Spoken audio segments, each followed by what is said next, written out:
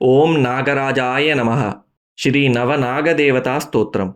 ఈ స్తోత్రాన్ని భక్తితో పారాయణం చేయటం వలన సంతాన ప్రాప్తి, సంతాన రక్షణ, బాధల నుండి విముక్తి, అన్నింటా విజయం కలుగుతుంది. ఈ స్తోత్రాన్ని నాగదేవత దర్శన కాలంలో లేదా పూజా సమయంలో పఠించటం వలన విషభయం తొలగుతుందని ఫలశ్రుతి.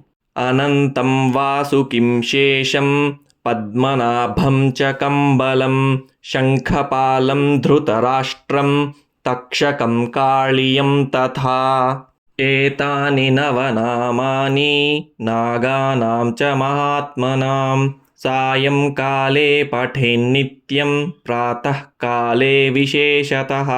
సంతానం ప్రాప్యతే నూనం సంతానస్య చ రక్షకాః సర్వబాధాః వినిర్ముక్తః సర్వత్ర విజయీ భవేత్.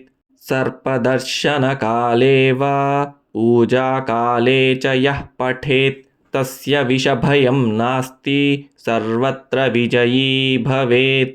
ఓం నాగరాజాయ నమః.